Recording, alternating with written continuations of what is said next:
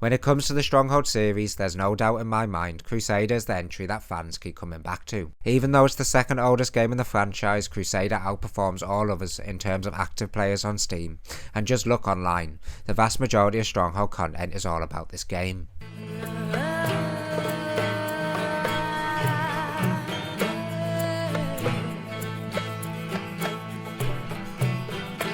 In today's video I'm going to share exactly why I think Stronghold Crusader stands out as the clear fan favourite in the entire series.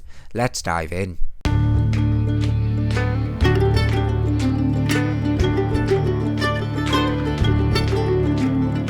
At its core, Stronghold Crusader is a fast-paced strategy game, more comparable to StarCraft than Age of Empires. It takes the simple but addictive formula of Stronghold 1 and cranks up the speed.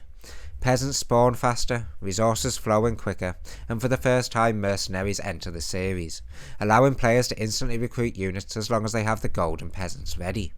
And it just works. This fast pace perfectly complements the introduction of skirmish mode, keeping games feeling dynamic and engaging, never sluggish. You're constantly on your toes. I am surrounded. Send your armies to my aid. Compare this to later entries. Crusader 2 slowed things down by raising the cost of buildings and troops, making both army building and economic management more time consuming. Warlords try to fix that a little and make castle management more fun with things like temples, clothes and tea, but it still didn't quite capture that classic momentum. This is where the fun begins. Stronghold 2 made the economy deeper, requiring more micromanagement which slowed things down, though combat did remain relatively fast and costs stayed low. Gold is flowing into the treasury, sire. Legends increased building costs but simplified the economy, and honestly its combat felt more like the original Crusader, thanks to its fast peasant production and fairly brisk economy. In my opinion, it's the overall fast pace that makes Crusader so beloved. You're thrown in action right from the start, with battles often kicking off within minutes into a skirmish. Every game feels intense and exciting, perfectly matching the high stakes atmosphere of desert warfare. Crusader hits the sweet spot between skirmish and invasion gameplay, something later games often struggle with many entries focused heavily on skirmish other than Stronghold 3 that dropped it entirely. He's worse than he was before, he's more psychotic, he's bitter, he's twisted, and he wants revenge. Crusader keeps the two modes distinct and balanced. The historic campaigns played out more like Stronghold 1, full of siege and invasion style missions, keeping things varied and engaged. In contrast, late entries often blur the line, throwing players into map after map against multiple AI lords. These often feel like custom skirmishes dressed up as story missions, and that really dilutes the uniqueness of the campaigns. I miss those invasion style scenarios in games like Legends, Crusader 2 and Warlords, where they are few and far between. We have our work cut out here. Edwin has already laid claim to most of the estates. Our flag will need to fly in more than half of them if this county is to remain loyal. My scouts tell me Olaf has beached along the coast. We should deal with him soon, before he digs himself in. What Crusader offers is brilliant. A rich campaign, skirmish trials, free build, and custom skirmish. Sure, it might not have the deepest story or the most fleshed out characters, but what it delivers is exactly what made Stronghold 1 shine. Sieges and invasion in abundance. The limited build space, resource restrictions, and grassland mechanics where farms can only be placed on specific patches make many of the missions in the campaigns especially rewarding and memorable. It's a complete thrilling package, and that's a huge reason why Crusader is still so popular today. Setting the game during the Crusades gives Crusader a unique and refreshing identity within the RTS genre. Let's be honest, not many strategy games cover this era. Outside of Crusader Kings, which I personally never played, and Medieval 2 Total War, where the Pope calls a crusade if you were playing as a European faction, there's not much else. And that's a shame, because it's such a rich and dramatic setting. It is time for the armies of Christendom to put aside their differences and unite under one banner, the sign of the cross, and give back God's children what is rightfully theirs, or die trying. The team at Firefly really leaned into it, bringing tall desert towers, sand-coloured castles and roaming camels. The visuals pop, and yet the game keeps the gritty, lived-in atmosphere of Stronghold 1. Gameplay-wise, the limited grassland mechanic as mentioned before makes food production a real challenge, pushing you to expand outside your castle walls. It's a great shift from other entries in the series, and makes battles more often revolve around skirmishes in the battlefield. And let's talk about the music. The soundtrack in Crusader is phenomenal. It captures the tone and setting perfectly, from intense battle themes to serene ambient tracks. Many of the most iconic songs from the series come from Crusader, with gems like Sando Maker and Caravan Ambient still hitting hard to this day.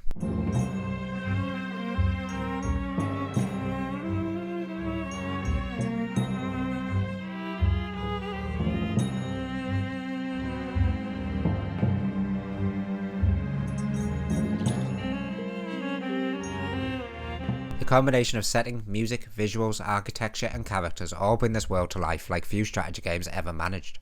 It's a true piece of atmospheric art, up there with the likes of Shogun 2 Total War and Company of Heroes. You feel like a medieval lord waging war in the deserts of the Holy Land. What is Jerusalem worth? Nothing.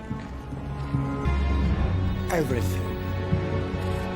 Speaking of medieval lords, Crusader has, hands down, the best AI lords in the entire series. The wolf, pig, rat and snake all return from Stronghold 1, joined by a whole host of new characters thanks to the Crusader setting. You've got your historic titans like Saladin, Richard the Lionheart, Emperor Frederick I and King Philip II, plus fantastic fictional lords like the Caliph, Sultan, Emir and others, including the Sheriff and the Abbot, that are clearly inspired by the legends of Robin Hood. Incredible as he is inept, whenever the history books are kept, they'll call him the phony King of England. The new characters live up to their predecessors and bring some amazing new taunts to the series, with the Caliph's menacing tone reminiscent of the wolf. Vultures are gathering. They circle over your pathetic castle. And characters like Saladin and Philip bringing charisma and cunning to the battlefield, reminiscent of the snake. Oh, I think I might just, Sadly, this depth just wasn't matched in later entries. In Stronghold 2 and Legends, the video taunts were removed entirely, replaced with audio-only lines that lacked impact. Looks like your castle crumbles, my lord.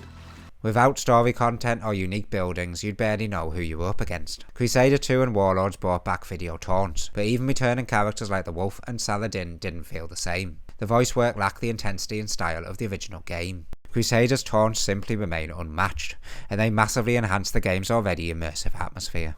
The royal standard is in grave peril. You must fly to my aid.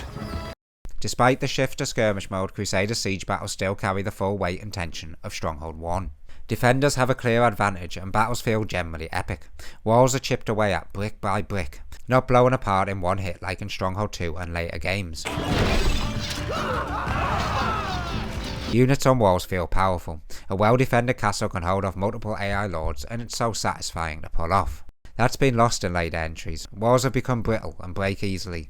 Mantlets give attackers the edge, and after Legends, moats disappear entirely. I can avoid being seen if I wish, but to disappear entirely, that is a rare gift. Your Stronghold just doesn't feel, well, strong anymore.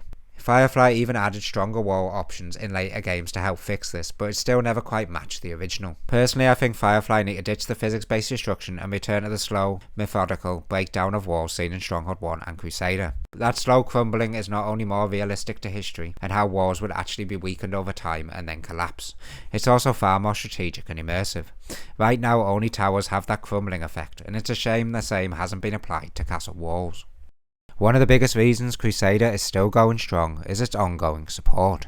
Fans have kept the game alive, and Firefly themselves helped by releasing the Warchest edition, which added more maps, lords and skirmish trials not long after the game's original release. Then there was Crusader Extreme, released after Legends, which introduced 10,000 unit battles, AI mercenary camps that spawned hundreds of units, and even magic powers like gold generation and unit spawning. It shook up the formula and extended the game's life by years.